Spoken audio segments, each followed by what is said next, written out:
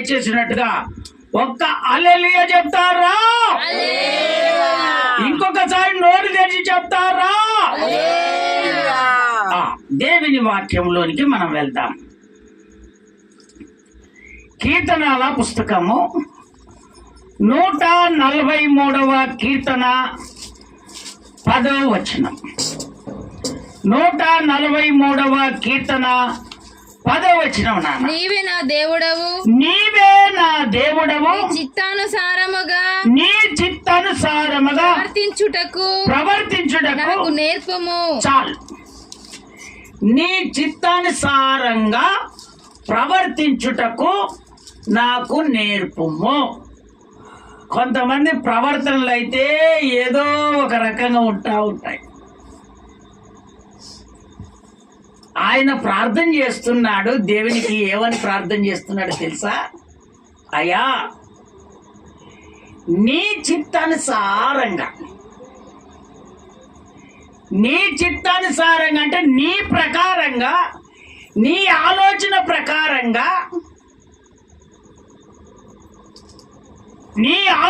ప్రకారంగా అయ్యా ప్రవర్తించుటకు నాకు నేర్పుము.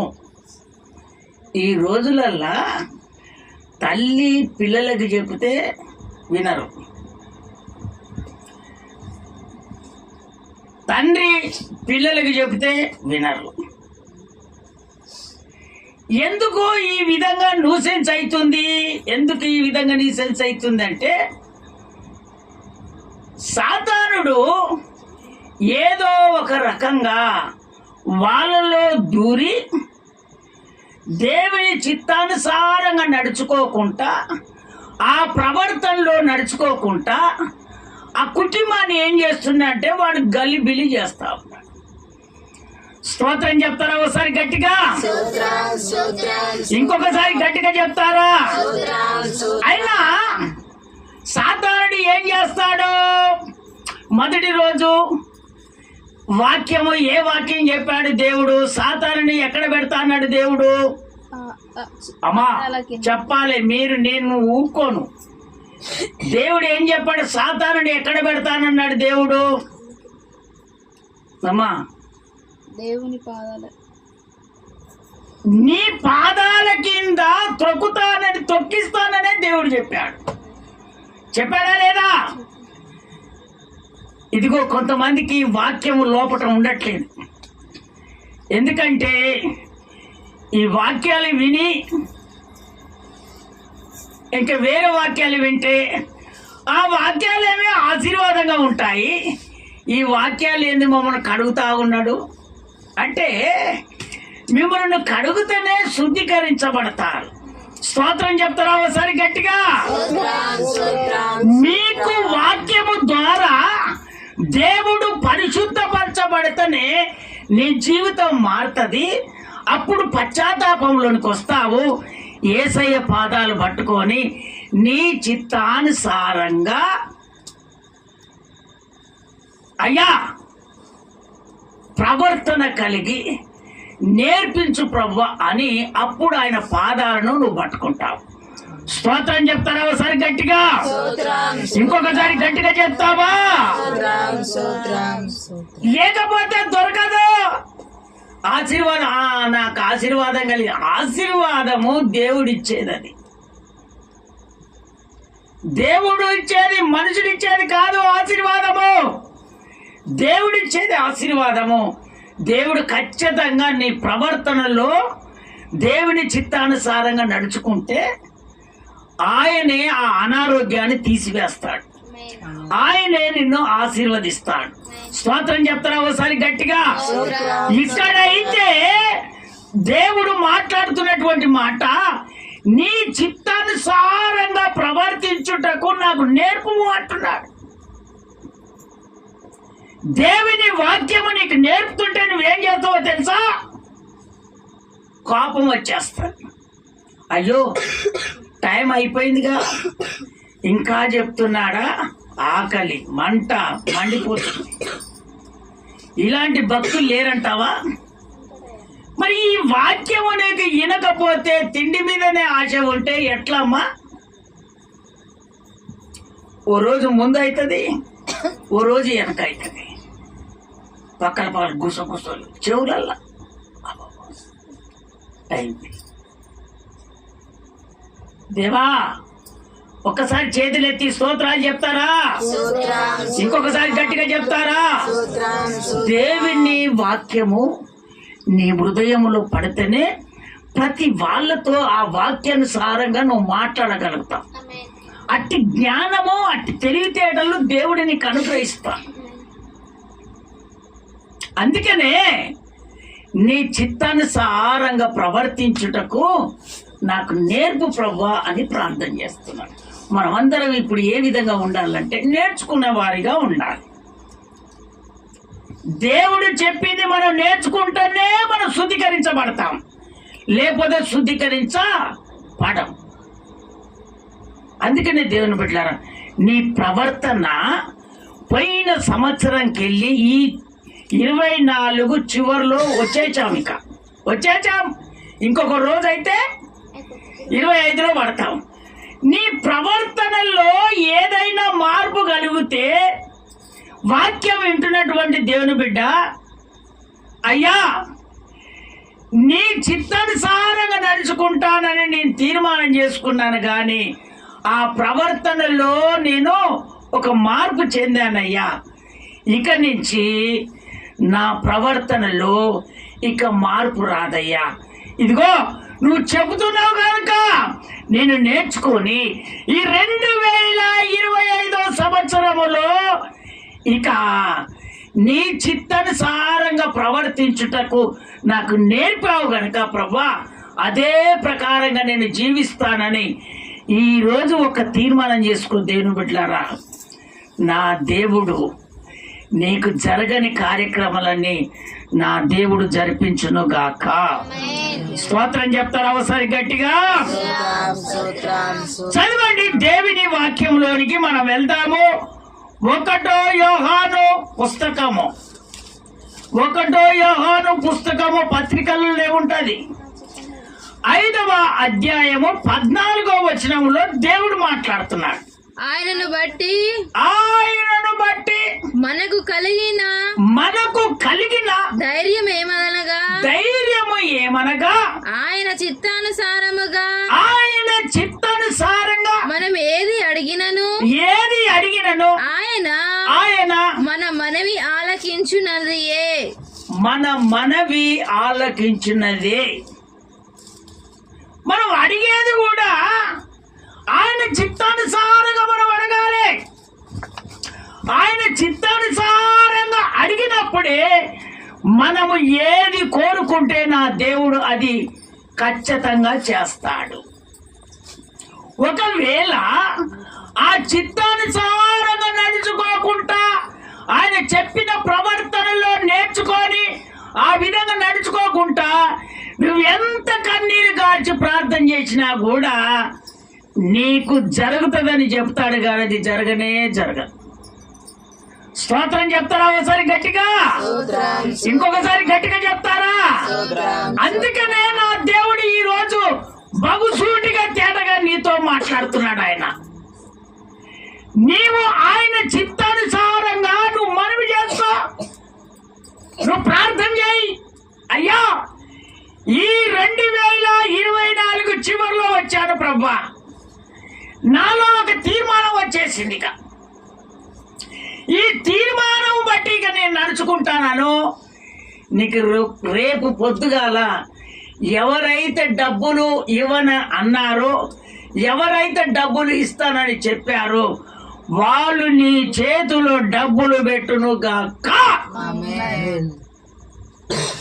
ఆయన ఖచ్చితంగా డబ్బులు ఇస్తాడు. ఆయన ఖచ్చితంగా నువ్వు మొట్టమొదట నీవు ఆయన పాదాలు పట్టుకొని ఆయన చెప్పింది నేర్చుకొని ఆ విధంగా నువ్వు జీవించినప్పుడే నీ జీవితంలో జరగనటువంటిది నా దేవుడు జరిపిస్తాడు.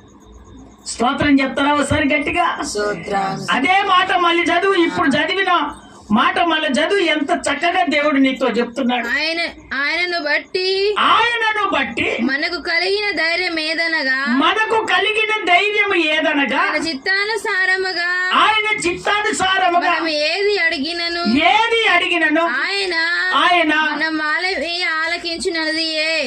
ఆయన మన మనవి ఖచ్చితంగా ఆలకిస్తాడు.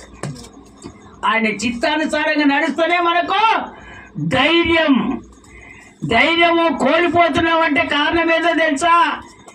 నీ ప్రవర్తనలో మార్పు వచ్చేసింది. దేవుని బిడ్డలారా వినండి జాగ్రత్తగా. నీ ప్రవర్తనలో మార్పు వచ్చింది కాబట్టిగానే నీ ధైర్యం కోల్పోయింది.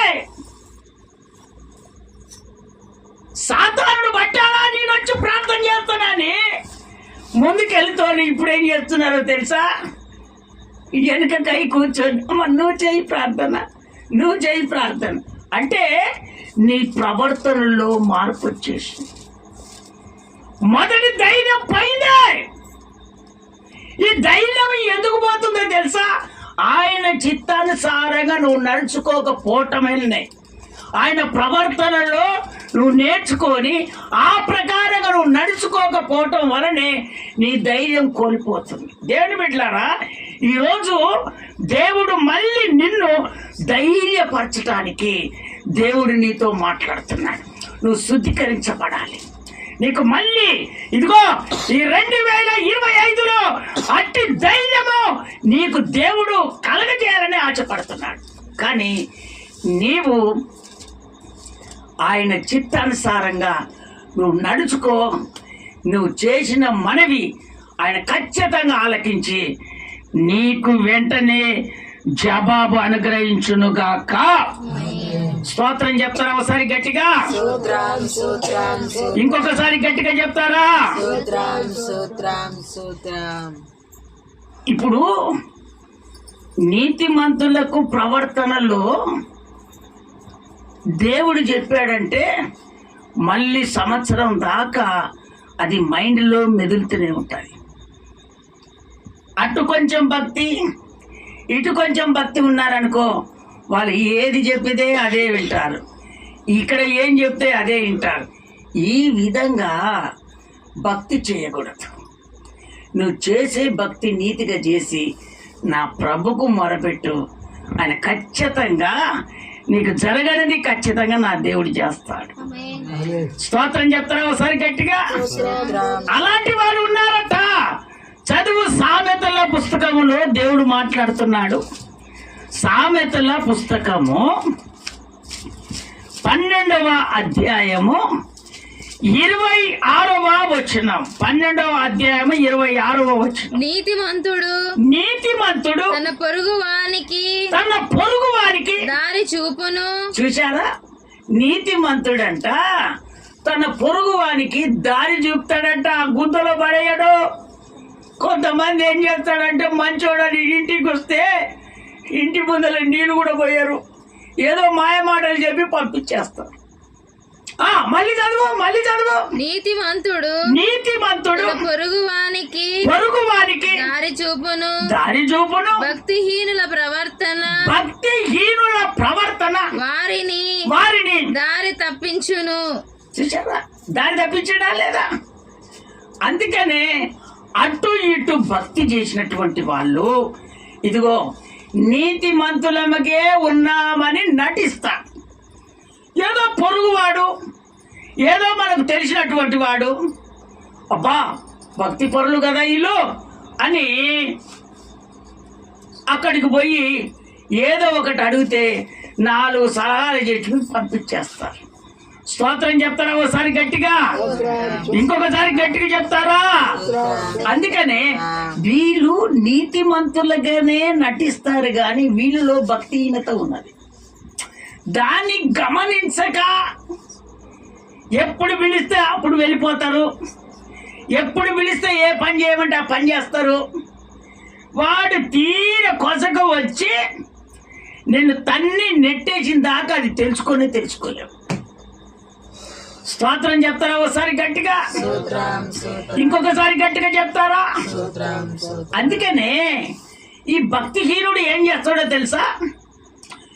నీకు పిలవక మునిపే నువ్వు రాగానే నీకు ఏది కావాలనో మొట్టమొదట వాడు ఇస్తాడు.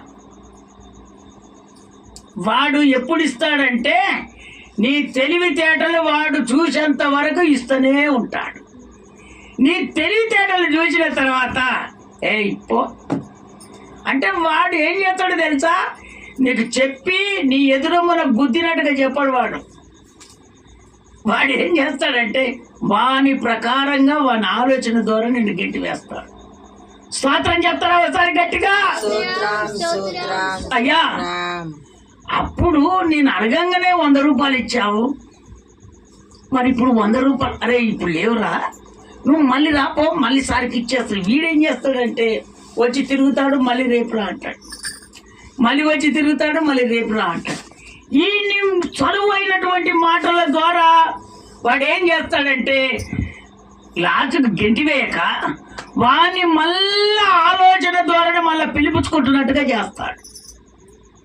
కానీ తెలివచ్చిన వాడు ఏం చేస్తాడంటే అరే ఇన్ని రోజులు ఏదో అనుకున్నాను కానీ ఇప్పుడు వాని గురించి బాగా తెలిసిపోయిందిరా, నీతిమంతుడే అని అనుకున్నాం, మనకు దోస్తానం చేస్తే నా ప్రియుడే అనుకున్నాడు, నా స్నేహితుడే అనుకున్నాడు, నా చలికాడే అనుకున్నాను, కానీ చివరికి వచ్చేసరికి ఈ ప్రకారంగా చేస్తున్నాడు, వాని దగ్గరికి నేను వెళ్ళనని అప్పుడు నీకు ఆలోచన కలుగుతుంది. స్తోత్రం చెప్తారా ఒకసారి గట్టిగా? ఇంకొకసారి గట్టిగా చెప్తారా? అందుకనే నా దేవుడు చక్కగా నీతో మాట్లాడుతున్నాడు. ఈ శుద్ధీకరణలో దేవుడు నీతో మాట్లాడుతున్నాడు.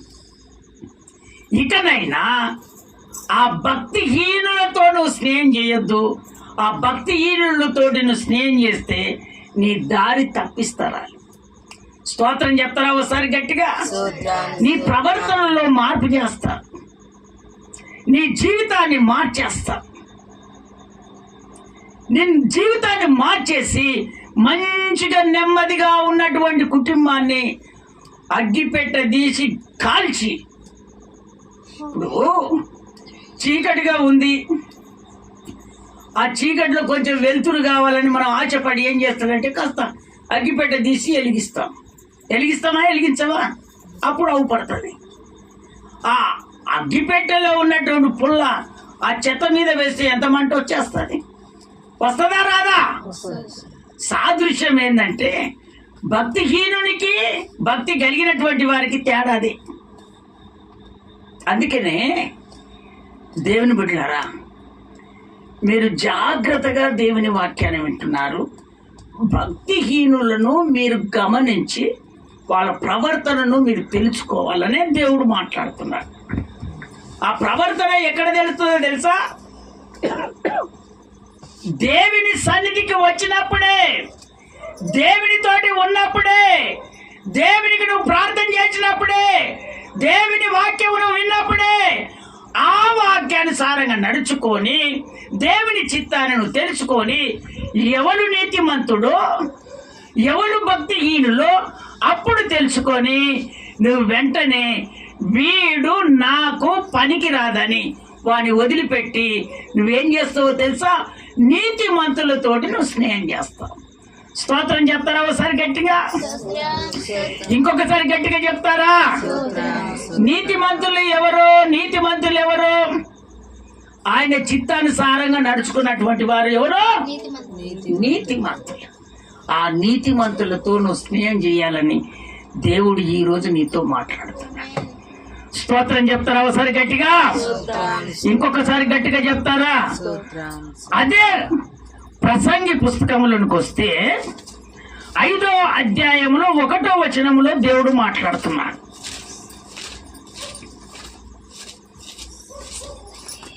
అందుకని ఆయన చెప్తున్నాడు, నీ ప్రవర్తన జాగ్రత్తగా చూసుకో.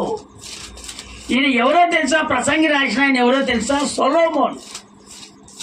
ఈయన ఒక జ్ఞాని. ఈ జ్ఞాని పడిపోయాడు. ఎవరో ఈ సొలొమోను ఒక జ్ఞాని.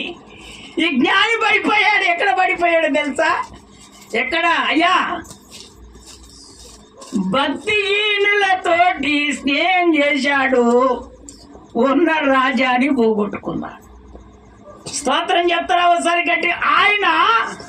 ఆయనలో ఉన్నటువంటి ఆ జ్ఞానాన్ని, ఆయన పడిపోయిన జీవితాన్ని, నేను ఏ విధంగా పడిపోయానో మీరు కూడా ఆ విధంగా పడిపోకూడదని ఆ ప్రసంగి గంధకర్త రాస్తున్నటువంటి మాటలు. చదువు, ఆ మాట చదువు నానా. ప్రసంగి 5వ అధ్యాయము 1వ వచనం, మొదటి వచనం. నీవు దేవుని మందిరమునకు పోవునప్పుడు నీ ప్రవర్తన జాగ్రత్తగా చూచుకొనుము. అక్కడ ఏంటంట, నువ్వు దేవుని మందిరానికి వచ్చేటప్పుడు నీ ప్రవర్తన జాగ్రత్తగా చూసుకో. కొంతమంది ఏం చేస్తారంటే దేవుని మందిరం అనేది ఒక భయం ఉండదు. దేవుని మందిరములో నేను కాళ్ళు మోపుతున్నాను, నేను దేవునికి ఏదైనా చెడుగా వచ్చానా అనే ఆలోచన కొంతమందికి రాదమ్మా. ఈ ప్రసంగి గ్రంథకర్త ఆయన వినండి, ఎంతమంది అంటే 1000 మంది భార్యలు ఆయనకు. ఎంతమంది? 1000 మంది. ఉంచుకున్నోళ్ళు, పెళ్లి చేసుకున్నోళ్ళు కలిపితే ఎంత? 1000 మంది. స్తోత్రం చెప్తారా ఒకసారి గట్టిగా? ఏమా నువ్వు చెవులో ఏం తీస్తున్నావు ఇప్పుడు? తీ అది చెవులకెళ్ళి. ఏం నీ అలా బయటకెళ్ళి. ఎంత మంచిగా చెప్తుంది. అట్లా పోయి తీసేసుకొని మళ్ళీ రావాలి, భజనలో కూర్చోవాలి. స్తోత్రం చెప్తారా ఒకసారి గట్టిగా? ఇంకొకసారి గట్టిగా చెప్తారా? ఇప్పుడు చూడండి, ఆ సొలొమోనుకు ఎంతమంది భార్యలు? 1000 మంది భార్యలు. మరి తండ్రికి ఎంతమంది తెలుసా అమ్మ? ఎంతమంది తండ్రికి నువ్వు చెప్పగలుగుతావా? ఇలా ఎవరు చెప్పగలుగుతారు? ఈ వద్దు, వాక్యాలు వద్దు నాన్న. వాక్యం మనకు వద్దు, మనకు వాక్యం ఎందుకు? ఆ యూట్యూబ్లలో వస్తుంటే చూసా, భలే చెప్పాడయ్యా. అవి మాత్రమే తెలుసు కానీ నేర్చుకుందాము. ఆయన అదే చెప్తున్నాడు కదా, నేర్చుకొని ఇతరులకు పంచుదామని ఆలోచన రాదు. స్తోత్రం చెప్తారా ఒకసారి గట్టిగా? 100 మంది భార్య.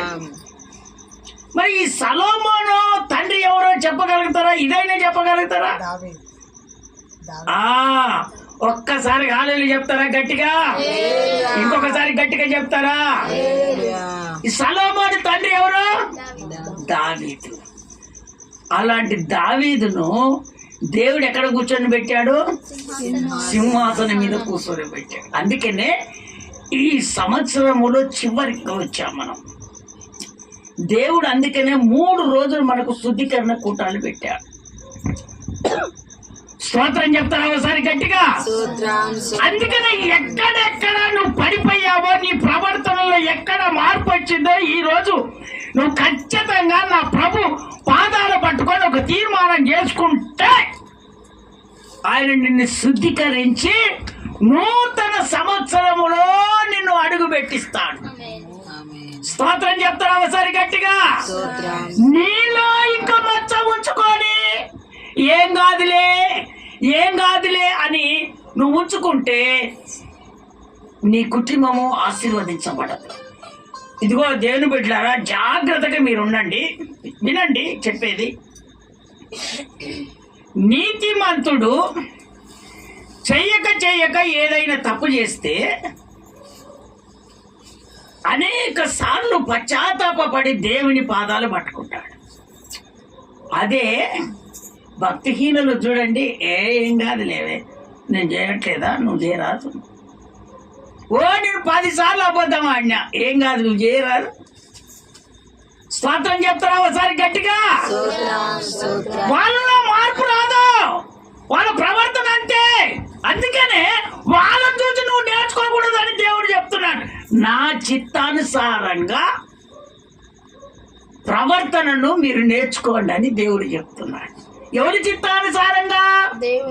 దేవుడి చిత్తానుసారంగా నీ ప్రవర్తనలో మార్పు రావాలని నా యేసయ్య కోరుకుంటున్నాడు. స్తోత్రం చెప్తారా ఒకసారి గట్టిగా? ఇంకొకసారి గట్టిగా చెప్తారా? ఆ 2వ వచనం కూడా చదువు నాన్న. 2వ వచనం చదువు. ప్రసంగి 5వ అధ్యాయంలో 2వ వచనం. ఇంకా చదవలేదు 1వ అధ్యాయం. చదువు. బుద్ధిహీనులు బుద్ధిహీనులు అర్పించినట్టుగా బలి అర్పించుట కంటే ప్రార్థన చేయుట కంటే బుద్ధిహీనులు బలి అర్పించుట కంటే ప్రార్థన చేయుట కంటే సమీపించి ఆలకించుట శ్రేష్టము. వారు తెలియకయే దుర్మార్గపు పనులు చేయుదురు. నీవు దేవుని సన్నిధిని ఆలోచనగా పలుకుటకు నీ హృదయమును త్వరపడనీయక నీ నోటిని కాచుకొమ్ము. దేవుడు ఆకాశమందున్నాడు. నీవు భూమి మీద ఉన్నావు. కావున ఈ మాటలు కొద్దిగా ఉండవలను. నీ మాటలు కొద్దిగా కొంచెముగా ఉండాలి. దేవునికి నీవు సరిపోయేటట్టుగా నువ్వు ఉండకూడదని దేవుడు చెప్తున్నాడు. స్తోత్రం చెప్తారా ఒకసారి గట్టిగా? నువ్వెక్కడున్నావంట? అమ్మా ఎక్కడున్నావు? భూమి మీద నువ్వు ఉన్నావు. మొన్న యేసయ్య ఆడ ఉన్నాడు, ఆకాశం మీద ఉన్నాడు. మరి ఆకాశం మీద అంత ఎత్తున్న దేవుణ్ణి నువ్వు సరిపోల్చగలుగుతావా? అందుకనే అక్కడ చెప్తున్నాడు, నువ్వు ఏ తీరుగా ఉంటున్నావో అదే తీరుగా ఉండు. ఒకవేళ దేవునికి ఎచ్చుగాను ఉన్నావేమో, నీతి కలిగి జీవిస్తున్న వారికి నువ్వు కొంచెం నేనే లోపల భక్తిహీనత పెట్టుకొని నేనే నీతి మర్తులని నువ్వు ఆ విధంగా ఆశపడుతున్నావేమో. దేవుని బిడ్డలారా, నా దేవుడు చక్కగా మీతో మాట్లాడుతున్నాడు. నీతి ప్రవర్తన నీలో లేక నేను నీతిమంతుడినని నువ్వు అనుకుంటే అది భక్తిహీనత అని దేవుడు చెప్తున్నాడు. అది ఎవరు చూస్తారో తెలుసా? నా ప్రభు చూస్తాడు. అందుకనే దేవుని బిడ్డలారా, దేవుడు నీతో మాట్లాడుతున్నాడు. నువ్వు భూమి మీద ఉన్నావు, నేనేమో ఆకాశం మీద ఉన్నాను. నువ్వు ఏది చేసేది నాకు తెలుసు. నా చెవులు విననేరక ఉండవు, నా చెవులు అన్నీ వింటాయి, నా కళ్ళు అన్నీ చూస్తాయి. అందుకనే మీలో ఒక ప్రవర్తన జీవితము రావాలని నా దేవుడు కోరుకుంటున్నాడు. స్తోత్రం చెప్తారా ఒకసారి గట్టిగా? ఇంకొకసారి గట్టిగా చెప్తారా? అందుకనే నీ ప్రవర్తన జాగ్రత్తగా చూచుకొనుము అంటున్నాడు దేవుడు. నీ ప్రవర్తన జాగ్రత్తగా చూసుకో. దేవుని మందిరానికి వస్తున్నావు, ఏ ప్రవర్తనతో నువ్వు జీవించాలి, ఏ విధంగా నువ్వు నడుచుకోవాలి, ఇవన్నీ నీ హృదయంలో ఉంటే నా దేవుడు నీకు జరగని కార్యాలు నా దేవుడు జరిగించునుగాక. ఒక్కసారి 1 కొరింథీయులకు రాసిన పత్రిక 15వ అధ్యాయము 34వ వచనం. 15:34 1 కొరింథీ. నీతి ప్రవర్తన గలవారు మేలుకొని ఇకనైనా మీరు పాపము చేయకండి. దేవుని గూర్చిన దేవుని గురించిన జ్ఞానము కొందరికి లేదు. మీకు సిగ్గు కలుగుటకై నేను ఇప్పుడు మీతో చెప్తున్నాను. నీకు సిగ్గు కలగాలనే నేను చెప్తున్నా. కొందరికి లేదు, నీతి ప్రవర్తన కొందరికి లేదు. అందుకనే ఇకనైనా నీతి ప్రవర్తనలోనికి మీరు రావాలని దేవుడు స్వయముగా నీతో మాట్లాడుతున్నాడు. స్తోత్రం చెప్తారా ఒకసారి గట్టిగా? ఇంకొకసారి గట్టిగా చెప్తారా? ఇంకొకసారి గట్టిగా చెప్తారా? అందుకనే దేవుని బిడ్డలారా, నీలో పాపము ఏలనియొద్దు. పాపము ఏలిందంటే నీతి పోతుంది. ప్రవర్తనలో మార్పు వచ్చేస్తుంది. ఈ పాపము మంచిది కాదది. పాపం ఏం చేస్తుందంటే మరణానికి అంటది. పాపం ఏం చేస్తుందంటే ఇదిగో పాపం ఏం చేస్తుందంటే ఆ పాపము మరణానికి కని అనేకులను మరణం వైపుకు తిప్పుతాది. స్తోత్రం చెప్తారా ఒకసారి గట్టిగా? అందుకనే పాపానికి మనము దూరంగా ఉండాలి.